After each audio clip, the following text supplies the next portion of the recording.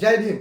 आज 7 फेब्रुवारी विश्वरत्न महामानव डॉक्टर बाबासाहेब आंबेडकरांच्या सुखदुःखात आणि प्रत्येक कार्यात त्यांच्या पाठीशी खंबीरपणे उभ्या राहणाऱ्या त्यांच्या पत्नी त्यागमूर्ती माता रमाई यांची आज जयंती.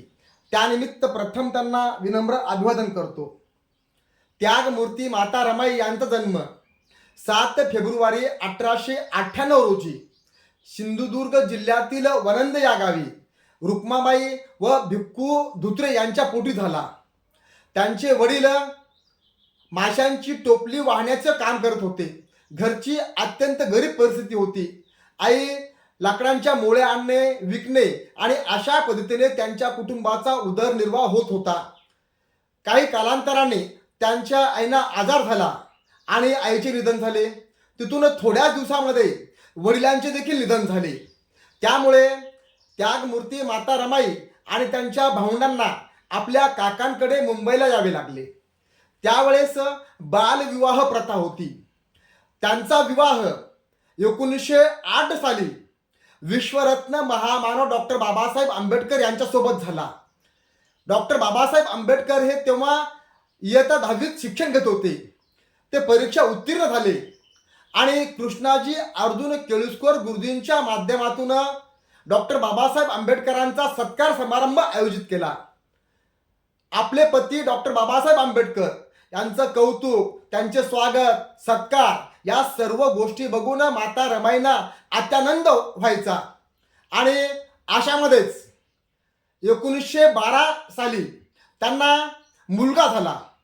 डॉक्टर बाबासाहेब आंबेडकर हे राष्ट्रपिता महात्मा ज्योतिराव फुले यांना आपले गुरु मानायचे. त्यामुळे राष्ट्रपिता महात्मा ज्योतिराव फुले यांच्या दत्तक पुत्रांचे नाव त्यांनी यशवंत ठेवले आणि त्यामुळे डॉक्टर बाबासाहेब आंबेडकरांनी देखील आपल्या मुलांचे नाव यशवंत ठेवले. ज्या पद्धतीने राष्ट्रपिता महात्मा ज्योतिराव फुलेंनी आपल्या पत्नीला शिक्षण दिले, अक्षराची ओळख करून दिली आणि त्या भारतातील पहिल्या शिक्षिका आणि मुख्याध्यापिका झाल्या, त्याच पद्धतीने डॉक्टर बाबासाहेब आंबेडकरांनी त्यागमूर्ती माता रमाईस आपल्या घरी शिक्षण दिले आणि त्यांनी देखील पुढे काव्याची ओव्यांची निर्मिती केली, रचना केली.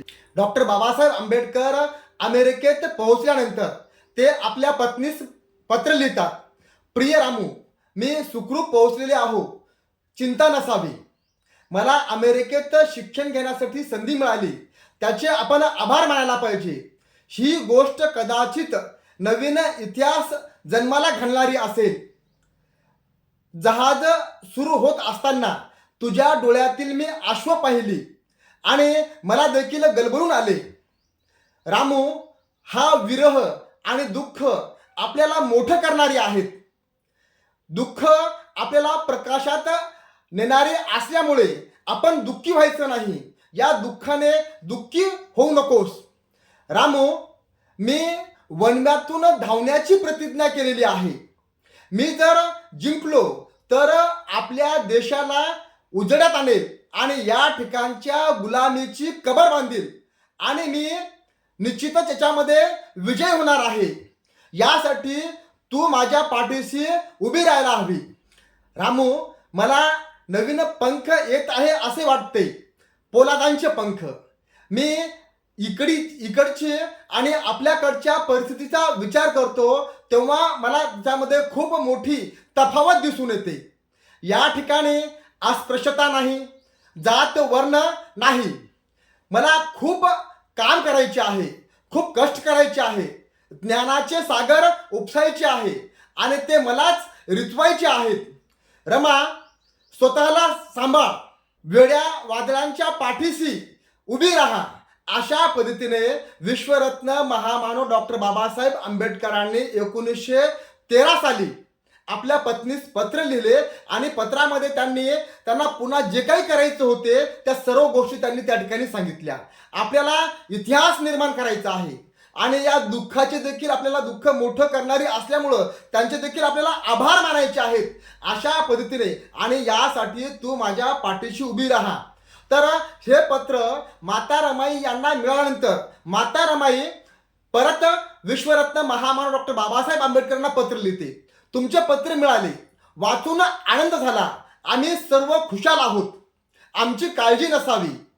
आपल्या परिसरातील सर्वच लोकांनी हे पत्र वाचलं, ऐकलं. त्यांना देखील फार आनंद झाला.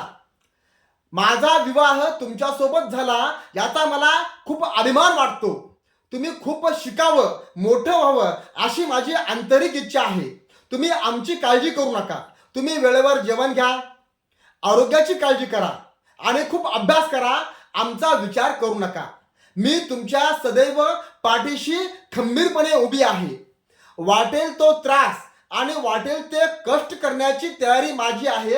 अशा पद्धतीनं माता रमाईने विश्वरत्न महामानव डॉक्टर बाबासाहेब आंबेडकरांना पत्र लिहिले. ज्यावेळेस बाबासाहेब अमेरिकेत शिक्षण घेण्यासाठी गेले होते त्यावेळेस माता रमाई ह्या गरोदर होत्या. काही दिवसानंतर त्यांना मुलगा झाला.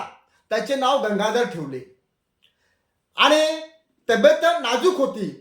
1.5 वर्षाच्या आतच गंगाधरांचं निधन झालं.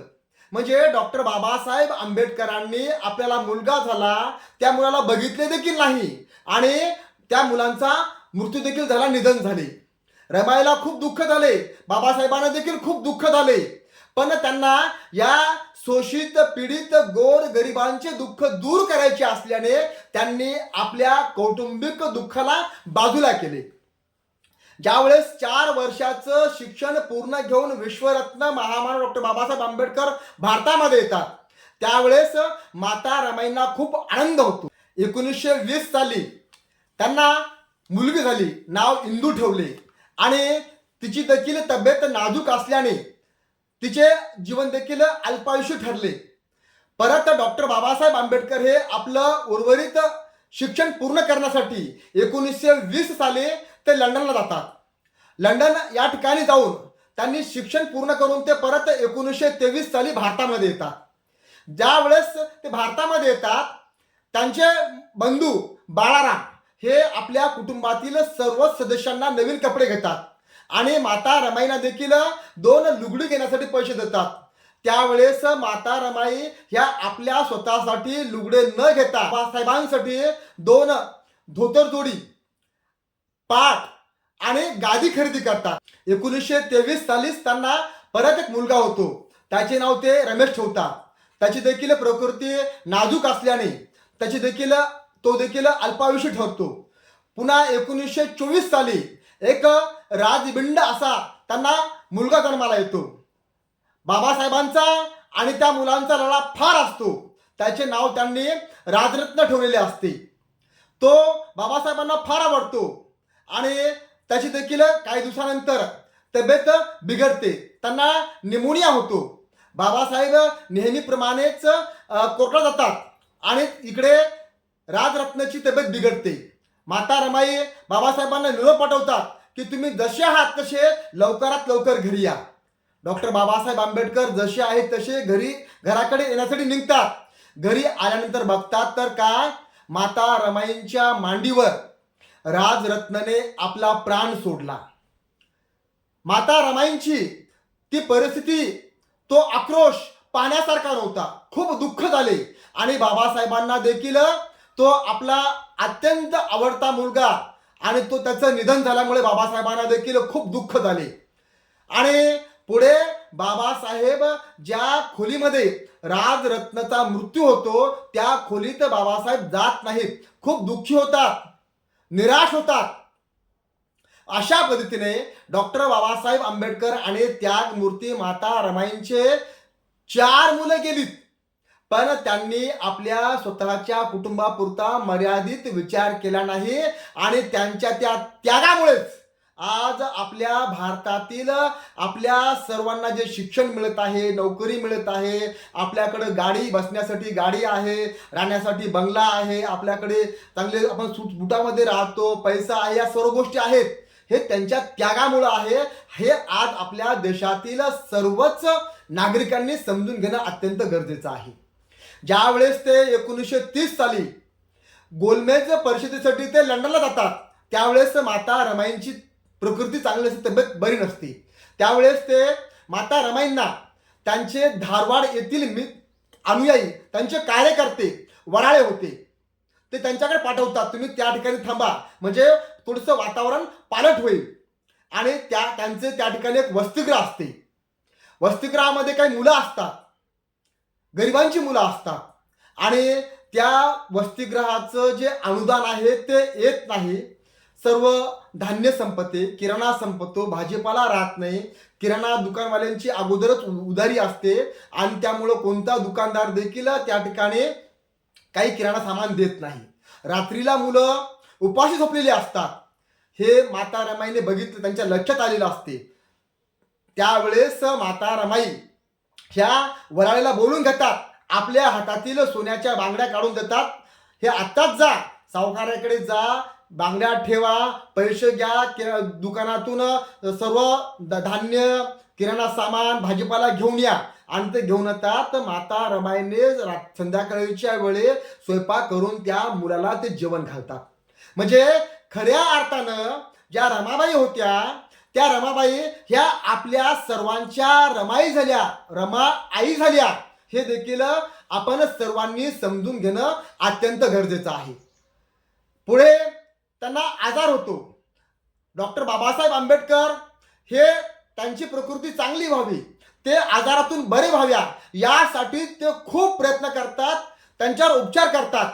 पण माता रमाई ह्या त्यांचं खूप कमी वयामध्ये दुःखद निधन होते. 27 मे 1935 साली त्यांचं दुःखद निधन होते.